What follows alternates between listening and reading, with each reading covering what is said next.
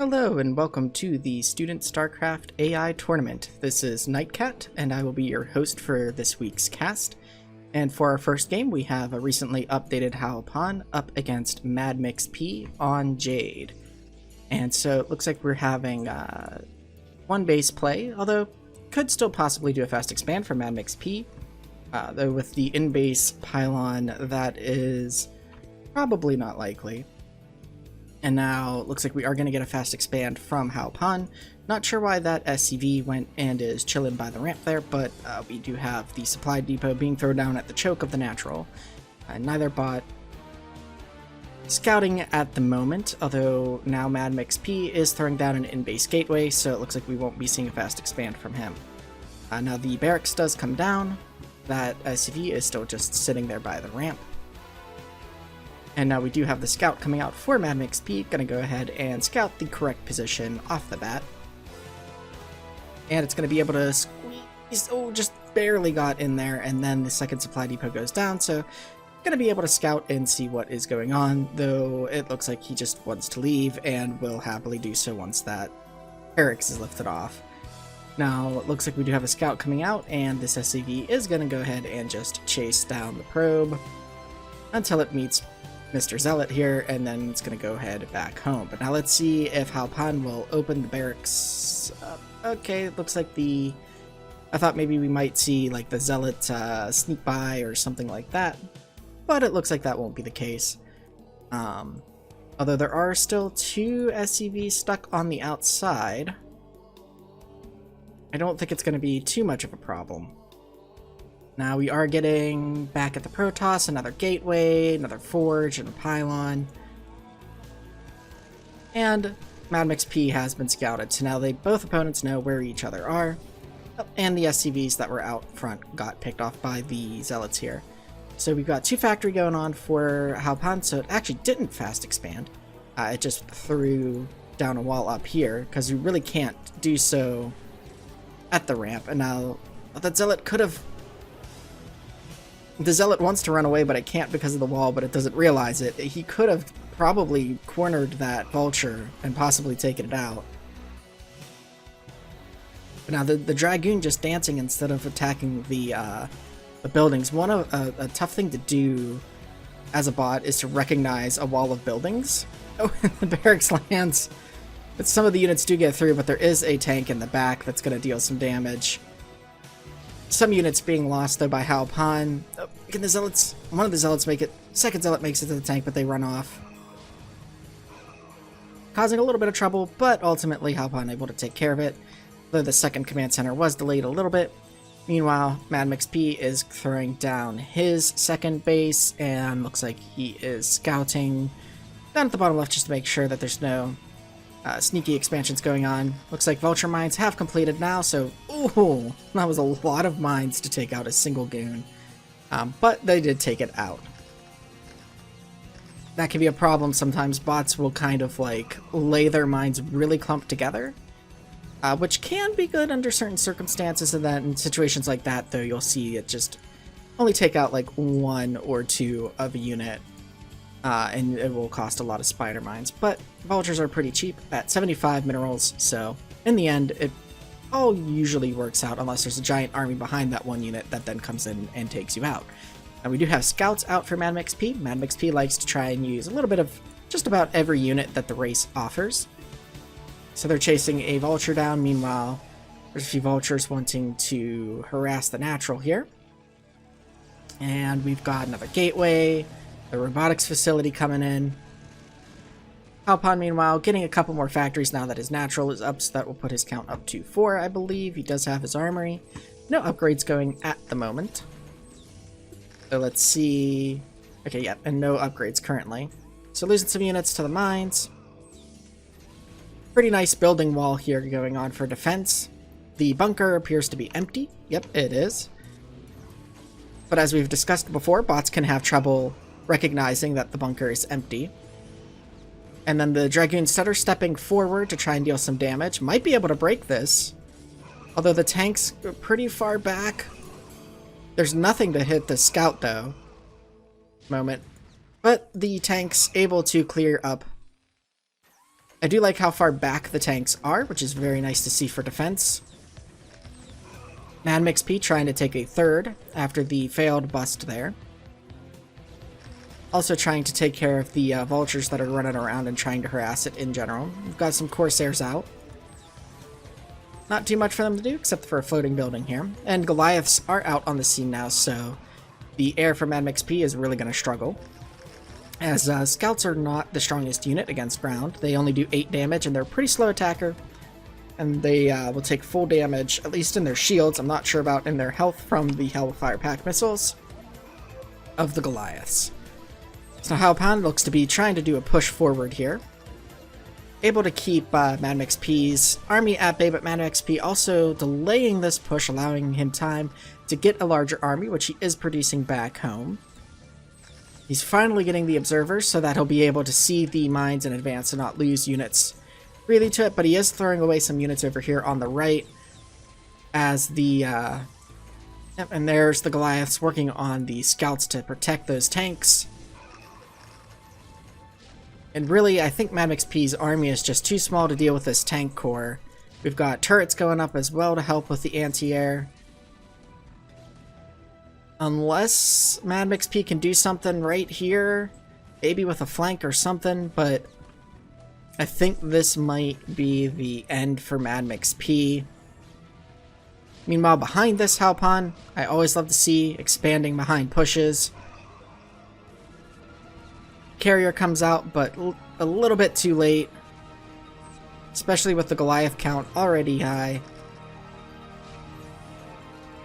And the army just not willing to engage when it pretty much just has to at this point, because if it doesn't, it's going to be game over.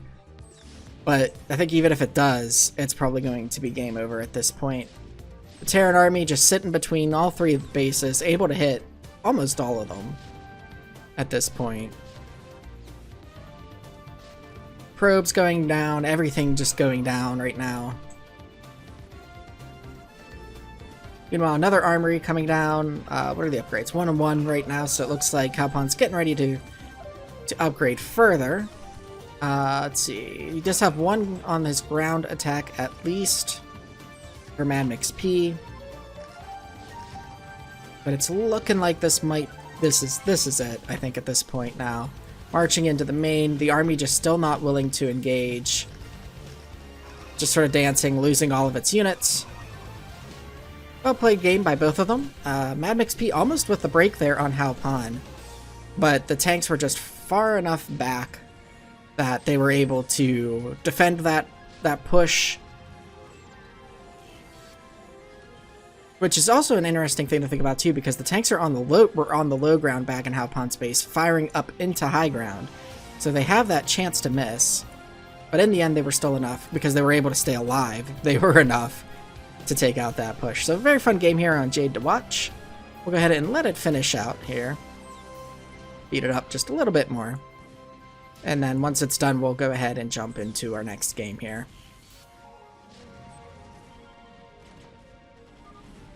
And MadMixP gives the GG. For the second game of today, we have KSOBot, who was also updated this week, up against Lucas Moravik. And we are on Python. So Lucas is the orange Protoss down here at the bottom, with KSOBot being the red Terran over on the right. Python is a pretty iconic 4-player map, and I believe it does have the expansions in the corners, which typically we don't see bot games get taken.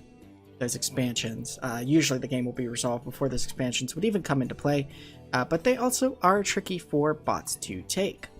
And that would be due to, I can click the correct icon if we just reveal the entire map for just a moment here, because of this neutral unit here, this one mineral field.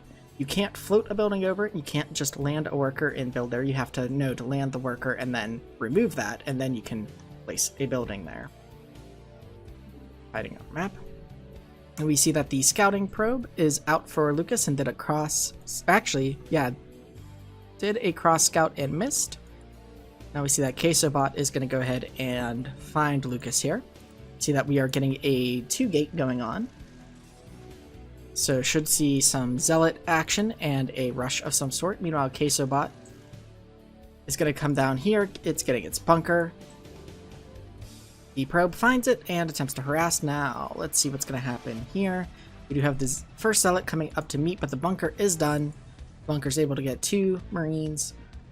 And so it should be relatively safe, although as the zealot count grows, they're going to need a few SCVs down there just to continue to ensure its safety. Meanwhile, the factory is coming down. 3rd Marine to fill the bunker, so it's 3v3 with the benefit of a bunker. And now it would be 4v3 because there is now 4th Marine down in there. Meanwhile, Lucas is getting his gas, getting more zealots. He's going for that early aggression, but being held back by the bunker. The bunker, with good repair logic, can really help hold off any sort of 2-gate zealot pressure. I know I've tried to put 2-gate zealot pressure before into a bot, and typically if a Terran gets a bunker, it did not go successfully. Or at least all the way to a win. Now, we do have the Zealot army a little bit split up. There's a nice chunk dancing all the way back here, and then a chunk that was dancing up here, but this Marine kind of wandering off away from its buddies spurred the Zealot army to move forward. But now that is a lot of Zealots. There were no SCVs there to repair, so the bunker very quickly fell, unfortunately. And now a Vulture is done, but the Zealots are just going to target the SCVs. The SCVs aren't running away to try and protect themselves. Down to 10 workers, 9, 8. That's a lot of economic damage. 2 workers left. 1 worker, no workers left and not enough money to get more. That's going to be the game for Queso. Unfortunate to see, but waiting for the Zealot numbers to go up and the SCVs not being in place to repair really cost Queso the game, but it was nice to see the bunker did hold him back for a little bit. Good game there by Lucas. And we'll go ahead and jump into our 3rd game of today. And so for our next updated bot, as usual, Corona and Banana Brain have each received weekly updates, so go ahead and watch Corona out of the 2 here. We have Corona up against McRave here. So McRave is the white Protoss in the top of Moonglaive, and Corona is the yellow Zerg down in the bottom left here of Moonglaive. So Moonglaive is a 3-player map with the positions kind of forming a triangle, the start positions here. And it looks like McRave is going for a 1 base play, getting the gateway there. And we'll see what its gate count looks like as its build order unfolds. It looks like we've got a 11 or 12 pull. I think that was a 12 pull from Corona. Perfectly timed. As when I looked from the spawning pool to the drone count there, it had not gone up. It also did not go down. It stayed perfectly at 11. Although I'm sure I might have just missed it tick down or up one way or the other. We also now have a hatchery coming down in base macro hatch, so expecting some sort of early aggression. And we do have the 2 gateways from McRave P.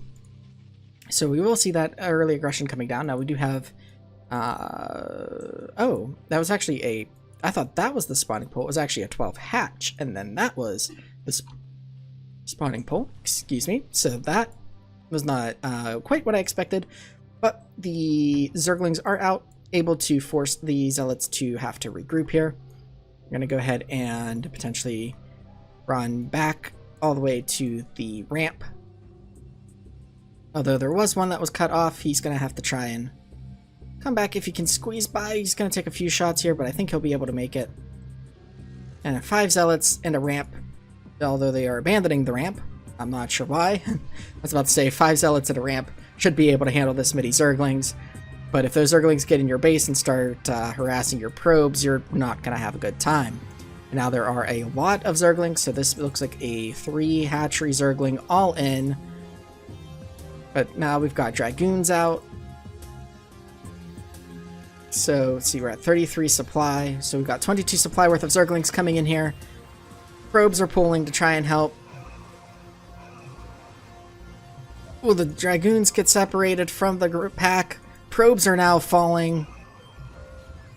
Nice bust here, nice targeting of the probes, dealing that economic damage, flooding in more Zerglings across the map. So this was a 4-gate build, it looks like, from McRave, but the Zerglings hitting just before the Protoss army can get too strong for it. Very well played by Krona. That was just awesome to watch, just the Zerglings and then the army control and how McRave's army just kind of got split up because the Dragoons want to do that kiting logic. Good game from both bots, but Krona goes ahead and takes it out in the end. Let's go ahead and move on to the next game then. For next randomly selected, well, first randomly selected game of today, we have 4-spot, the teal Zerg going up against Chris Cokes, the red Zerg on the right, and it looks like Chris Cokes is going for not a 4-pull rush this time, as it is going up to 9 workers, or 9 supply used, which would be workers at this point. We've got, oh, nice gas trick there by 4-spot. Now, Heartbreak Ridge is a 2-player map with the start positions across from each other. And I'm not sure exactly how the rush distance would compare, if you'd consider it short or long. So I know a map like Benzene, for instance, while it is a 2-player map, is considered to have a long rush distance. And if that's the case for this map too, that might play into Chris's build order selection here. Now, he is getting gas for his spawning pool, so it looks like he will be getting a quick speedlings. I would imagine that he's going to get to 100 gas, get the metabolic boost, I believe it's called, upgrade going, and then pull off his, and then pulls off his gas workers right as he starts, the metabolic boost upgrade. Now, 4-spot is getting his gas, but he's getting it later. But he was also able to get a macro hatchery, which Chris Cokes was not able to do. So 4-spot will be able to produce more Zerglings faster than Chris, but Chris's Zerglings themselves will be faster than 4-spot's. So it'll be interesting to see how these decisions play out. Now 4-spot going all the way into Chris's base, but Chris just having more Zerglings there, the defender's advantage. 4-spot now, I think he was getting some workers. Yeah, he's not getting any Zerglings at the moment. That's not good because Chris's Zerglings are just going to come in here and clean it up. If you're going to throw all your Zerglings away like that, you've really got to replace them. If you're going for the macro hatchery, you probably should have gone for the army. That's unfortunate to see.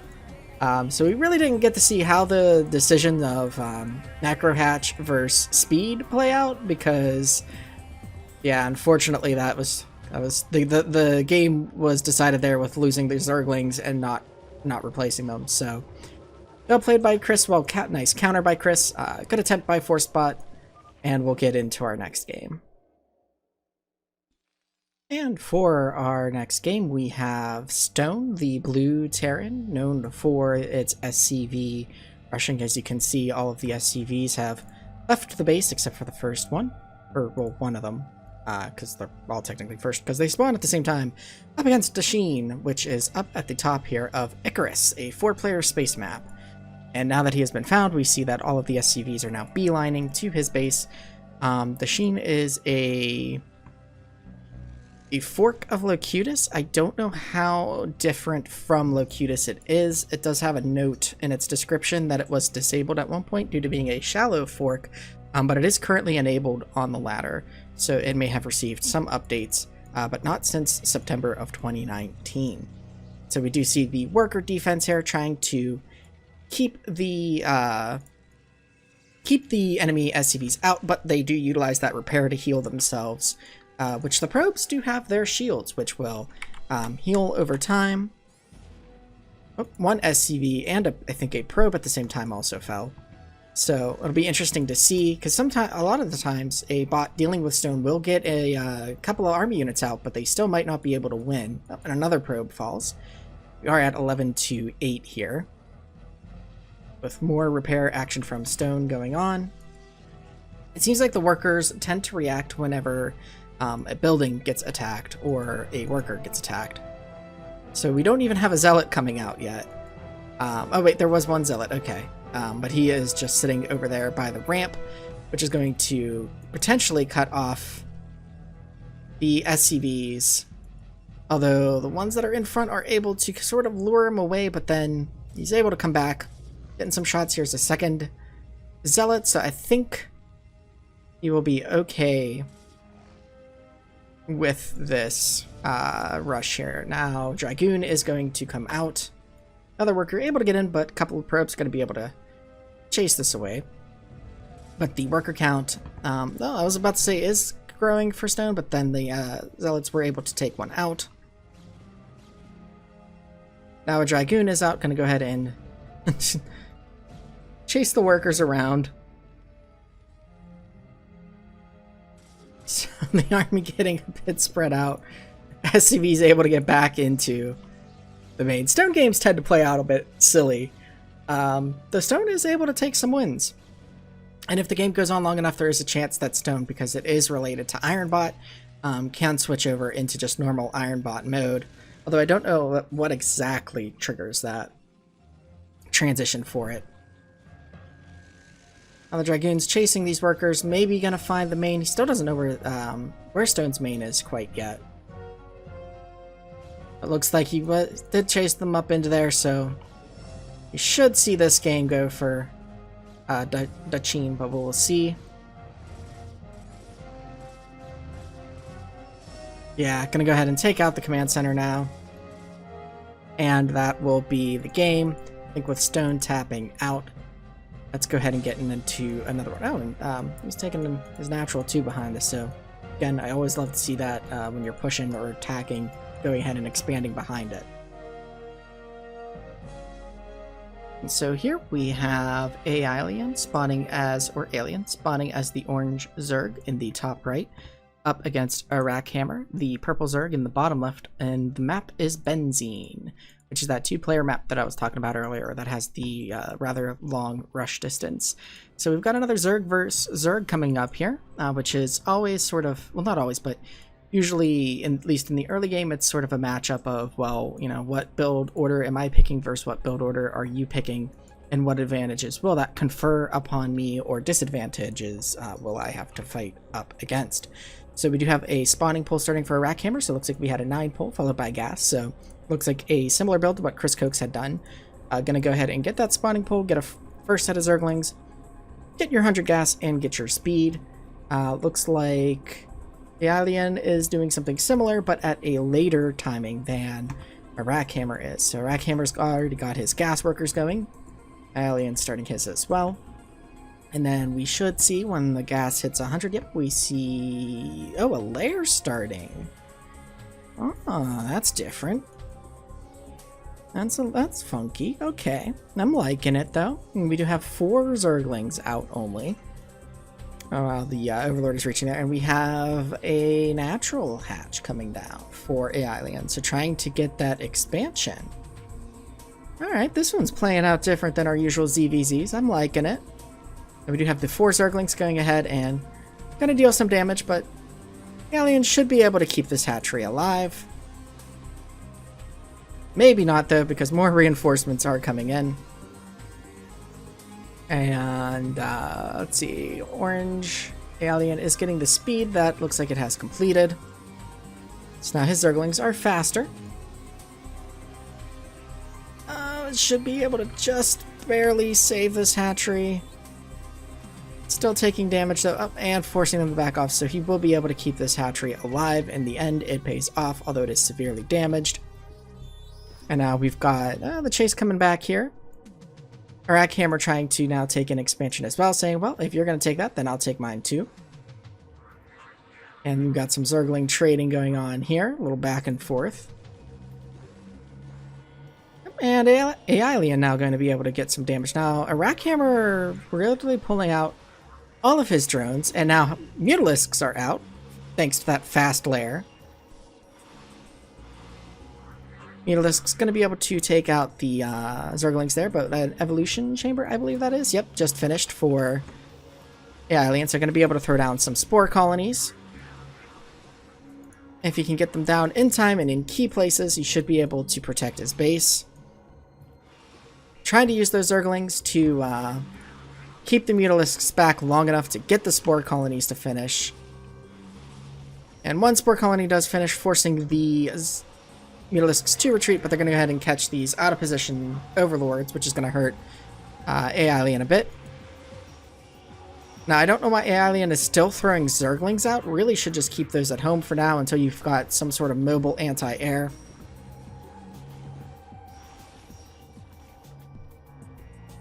No need to move them out because the Mutalisks are just going to be able to pick them off. Going ahead and getting... Now, the main... If the Mutalisks had just come around, they could have easily done a lot of damage, but they're just going to kind of stick to the army in this front here.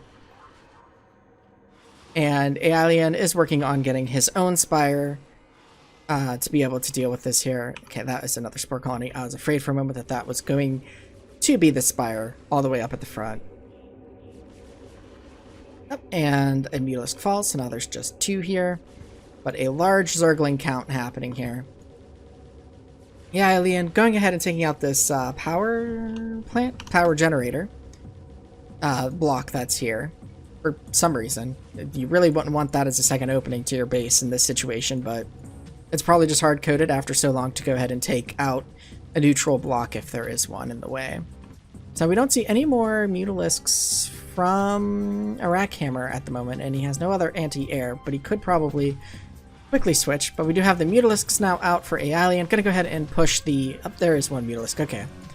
The Zergling army back. Evolution Chamber is complete, so he's gonna be able to get...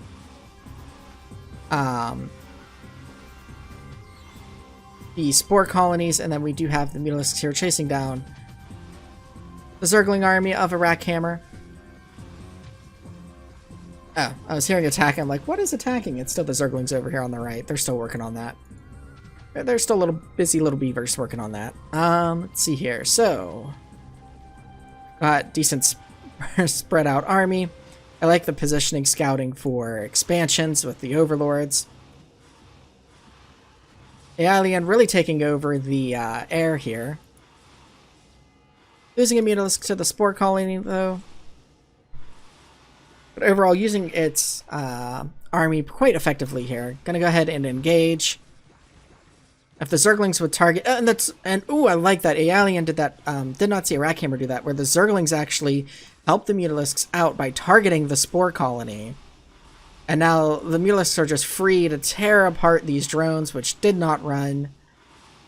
It is trying to replace the Spore Colony, but it's gonna be able to be taken out, I think, before... Or we'll finish, but... Freestyle unlocked. It's got an achievement, I guess. But no, I like... one of the reasons I like watching it in remasters that we do get the cheeky little text messages that they might send. Meanwhile, Alien is expanding all over the map. We've got 1, 2, 3, 4 expansions going down. Tons of money and gas. 50 drones. Trying to rebuild the Spore Colony again. Not going to be able to. So yeah, I guess when we stopped seeing a flood of Zerglings, we just saw a flood of bases. Now we're seeing Zerglings. And now Hydralisks is starting to come into the mix too. Rackhammer trying to get something going again, but just not able to.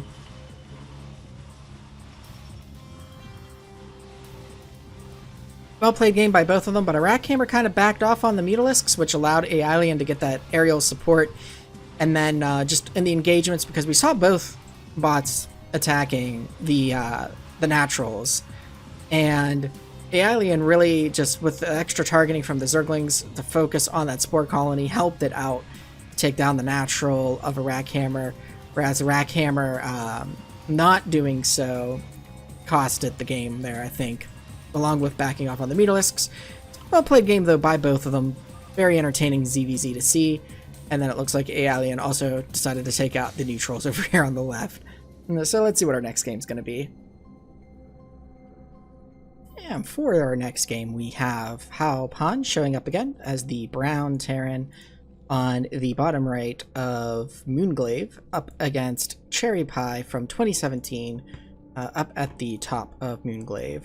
I believe this is the version of, or the version of Cherry Pie that is on the ladder does not run with its GPU support. So Cherry Pie, I am told, is super formidable. Not that it's not formidable when it doesn't have this, but when it's able to unleash its full potential utilizing the graphics processing unit, and I believe it's CUDA from NVIDIA that allows it to do that. So this will be an exciting game to watch, though, especially since we do seem to have Halpan doing a proxy barracks here.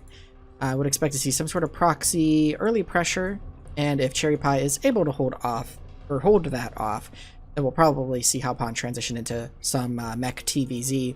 You don't see, well, you do see some, I guess, a mix of bio. Oh, and we're getting the early bunker here, so I'll leave the unit display up for the moment so we can watch this finish and get filled if it needs to. Although the Zerglings are now done, I wonder if Cherry Pie will run its Zerglings. Now that is very dangerously placed Marine, because gonna get surrounded up. Okay, and they back off in time. They're gonna be able to maybe lose. Oh, I did lose one Marine, and then that's enough Zerglings to take that down. Should have brought another SCV. You're gonna do something like that, you really should have committed to it. Brought a couple more SCVs, and now the Marines just scattering, trying to lead the Zerglings away from the main. Not lifting the barracks yet. Gonna go ahead and produce another Marine before doing so, I suppose. But gonna get found here with there is one Marine back here. Okay, gonna try and get this bunker. Not quite able to get it. Getting targeted by a Zergling, and then the worker getting hit again. Gonna cancel it, or left with 49 life. One Zergling is picked off. And it finishes, but is burning down once it's finished, but able to get the Marines in. Should be able to hold this off, because I believe it will pull more than one to repair if it needs to. I believe that was the barracks falling, so we're going to go ahead and have to rebuild that. Now there's a large number of Zerglings out. There was still a Marine wandering around who just met his untimely demise. Gonna go ahead and try to bust this here. There's only one SCV repairing, not pulling more. The bunker's gonna fall. But a Vulture is out, but going to take, I think, too much damage before the Vulture can really take out any Zerglings. Losing workers down to 15, 14, 13. We'll back up to 14 because we're building, but trying to repair, trying to get another Vulture out. I don't think this is going to end well for Halpan, which is just unfortunate to see that in two cases there, could have had more than one SCV repairing, and the bunker may have been able to hold. But just the rush of the Zerg swarm of the Zerglings just able to overpower it. No more workers left, no more money for workers. So now it's just up to Cherry Pie to clean up the Terrans, being cheeky and lifting the command center, while Cherry Pie does not have any anti-air, though getting the lair. Gonna go ahead and perhaps get a Spire, which will then get either Mutalisks and or Scourges to go ahead and finish off the last command center here. We have the mob of Zerglings not knowing what to do with themselves, as there's nothing that they can hit on the map currently. And so we have Mutalisks coming out here, and they will be able to finish the cheeky command center, which is now trying to run for its life from two Mutalisks, but there's nowhere it can go, because if it lands, it can get killed. If it flies, it can get killed. And there's the game for Cherry Pie. And for our next game, we have Forcebot returning again as the blue Zerg at the bottom left of La Mancha, going up against the teal Terran, or green Terran on the desert map, Willbot, who is a random bot which has spawned as Terran this game. So La Mancha has the nice bridges that can be difficult to push against, can definitely work in Terran's advantage if it's able to corral the enemy to have to go through those tight corridors, while using its tanks and the siege damage from them to eliminate the enemy army. While it looks like our Zerg is going for a 9 pull, doing a gas trick to get an extra drone before getting its Overlord, so it can be at 10 of 9. Because when the drone morphs into the extractor, the supply goes down, so you're able to get another drone, and then you just cancel the extractor, and you now have a 10th drone building. And Willbot is getting going for a 2 barracks play, so we'll see a bio play of some sort off of one base, it looks like. Although you can do a 2 racks fast expand as Terran as well. which it can be a little bit safer in the long run than a 1-Rax fast expand, but economically it can be pretty damaging to get that expansion a lot later, and so usually you see 1-Rax fast expand play from a Terran. And it looks like 4-Spot Scout at the bottom right did not find its opponent. So remember, it does not know what race its opponent is. And now it finds Willbot, sees the bunker there, sees the second bunker, decides to back off because it's not going to be able to break that. But it will sit its Zerglings out here. So it knows if Willbot comes out, unless Willbot happens to follow along the path there, then it won't know. But we do have a macro hatch here that was put down, as well as a Hydralisk Den. So we're probably going to see, and there is the lair, so we're going to get one base lurker play most likely, with the Hydralisk Den having been built. Getting some more drones, getting that gas, because lurkers can be very gas heavy. Meanwhile, the bunkers are getting filled up. We do have an academy now coming down for Willbot. So we're going to see probably some medics once that's done, maybe even some firebats, since there is a Zergling army sitting out front. Firebats can do some damage against them, though you usually see Firebats used more late game to counter the Dark Swarm of Defilers. So Willbot, or 4-Spot rather, going for that one base play. We do see the Lurker aspect being researched, but we do not see any Hydralisks under production just yet. Well, under production, I guess they're technically morphed, but it's the same thing. Let's see here. So, in terms of the gameplay at least, more drones coming out. I'm surprised we're not getting any units at the moment. Oh, okay, now we're starting to get the Hydralisks. As the Marine was able to wander down here and is now taking shots at the gas drones. But Hydralisk finishes, the Zerglings decide to come back, and the Marine is dead before the Zerglings are able to nibble at the Marine's ankles. Now we do have the medics, so we do have an M&M and F force here going on for the Marines, medics, and the Firebats, and it's going kind of Firebat heavy. The first lurkers are morphing. We do have comms at stations, so may be able to handle this. We do have Siege Tank now coming down, so it looks like we're going to go for an M&M and tank push. There's a particular build that's named for that, where you do like a is it the 6-minute push or something? But it looks like we might actually be going for an expansion, because there is an SCV wanting to come down here with this. Oh, and no, oh, so many Marines. Why no scan? Willbot, please scan. It's just sacrificing everything to this 24 kill lurker. Oh, the tank goes down. Now the Firebats can come. 25 kill lurker. Willbot's entire army. No. Willbot, you were in an okay position, and then you just didn't scan. That was so painful and delicious to watch at the same time. So Willbot trying to take this natural here. Another lurker coming in. Okay, it scans in a relative decent amount of time this time around, but oh, that was so many units just gone. 4-Spot could probably just move in and take it at this point, but gonna go ahead and expand. It's taking a base down in the bottom middle. It's taking a base over here on the left middle, expanding both away and towards its opponent at the same time. Now it's keeping the lurker with the army instead of trying to move it in, because there are 3 tanks here. Would not be able to burrow in time, but now that it's interesting timing as the tank's on siege, the lurker tries to move in and gets lost. So now 4-Spot's gonna pull it. 4-Spot is going to pull its army back a bit, as I guess it doesn't feel comfortable. The tank count is getting a bit large now. I think 4-Spot would not be able to push through at this point, but could have earlier potentially. It does have some sunkens in its bases to protect against drops as well as pushes. Willbot being allowed to kind of stabilize here, getting a starport, getting more barracks. So instead of going for the push, it went for an expand. So I guess we're going to see like an SK style, except with tanks instead of just full Marine and medic.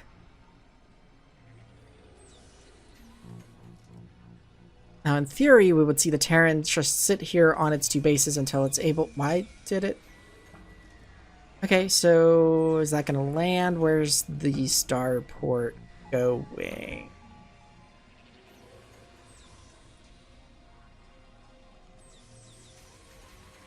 Starport? Are you just floating down to get vision? I thought maybe it was gonna get what you call it, is this the science vessels? But I guess it just got it so it could get the science facility so that it can get upgrades. Which is an interesting choice to see. Now it's just floating down there and it hasn't even started its science facility yet, so... Oh, wait, no, it has. Okay, it's getting a covert ops. It must be in the top left? Where? Oh, there it is. Okay, I see it now. So, Forcepot just sitting back, macroing up, taking over pretty much half the map. Actually, yeah, that is literally like over half the map at this point by one base. Starport is useless, so it was just floating out there and is now destroyed. Willbot does have a sizable army, though. But now Forcepot's decided to try and push into this, which may not be the best decision, but he does have the basis to sort of just crazy macro. Gonna go ahead and back off here. Willbot, 140 supply at 21 minutes, 44 seconds. Attack now! But you're not attacking, you're just expanding. And a drone was wanting to expand there, but not able to do so. This is not an attack, Willbot. This is not... That is not how you attack. Okay, now it looks like we're moving into an attack. At 155 to 115 supply, Forcepot might be in trouble here. Although Willbot's attack is kind of splitting up a bit. That is a large Terran army. So a small contingent kind of got stuck here, but these tanks do win damage because of the bridges. And we have this main force here. This is just going to wipe out this natural and main. So Forcepot may have got a little bit too complicit there. Or not complicit, but complacent, rather, with itself. Going for a huge economic boost, but almost 2,000 minerals in the bank and no army to push against this. And even this, because of the bridge, is able to... This small force was able to take out the large army that was here. So 3 bases suddenly gone for Forcepot. Trying to rush army in here, but tanks are just dealing some damage. Although some of them are exposed, so might one down. But the other one lives. Overlord's just flying into the enemy, probably because this used to be a base. 3 bases gone, and now Willbot just kind of scanning, searching the map for his opponent. Has some cloaked ghosts out now. Well, we see a nuke silo. It doesn't look like it.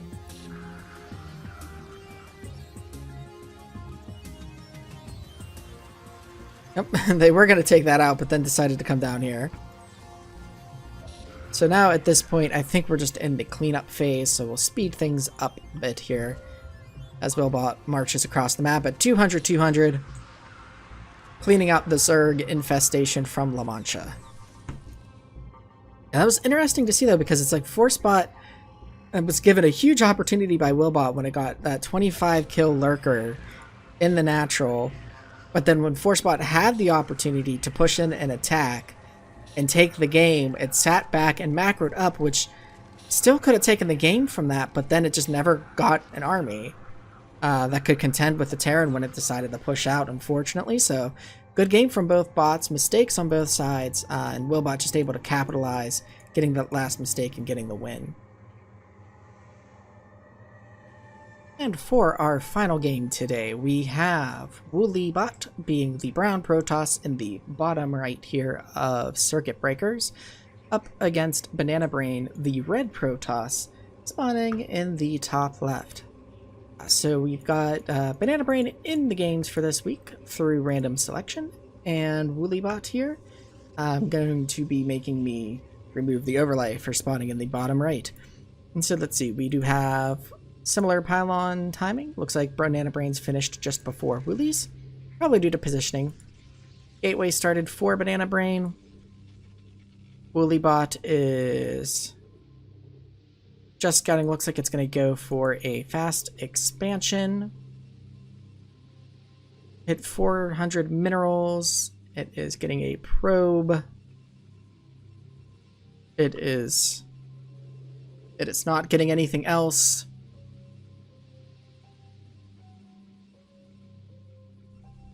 Scout has died. But 700 minerals. 800 minerals. 900 minerals. Woolybot, what are you? Hey,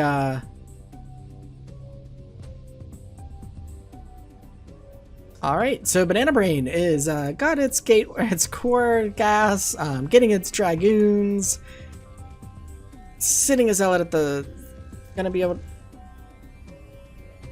to just march, down and win. Banana Brain, having scouted Woolybot, sees just the one pylon. Might be thinking maybe there's a proxy going on. Second gateway gonna finish. 2 goons now, getting its range. Gonna sit back as a battery just in case it needs it.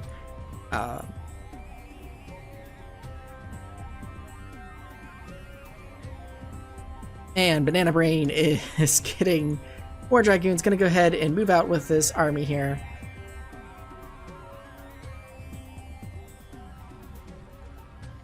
Moving forward with the 3 dragoons and the zealot cautiously, just in case it encounters any shenanigans from its opponent, and that's going to be our final game as they now clear out Woolie's base. Now, on a serious note, I'm being a little bit silly with my casting of this one, but what I think happened here is more than likely Woolybot, the scout probe that it sent out, it also wanted to build a gateway with or something, and then it just never did because that scout went out and died, and that probably broke the programming or the design for Woolybot there. So unfortunate to see that happen, although very easy to have that happen in this world of StarCraft AI. And so that will be the game for Banana Brain there. Very well played by Banana Brain. Got the 2 gateways, and Rebel's getting its forge and getting its natural. Unfortunate to see that happen to Woolybot there, but thank you so much for watching, and we will see you next week. Stay safe, everyone. Have a good one.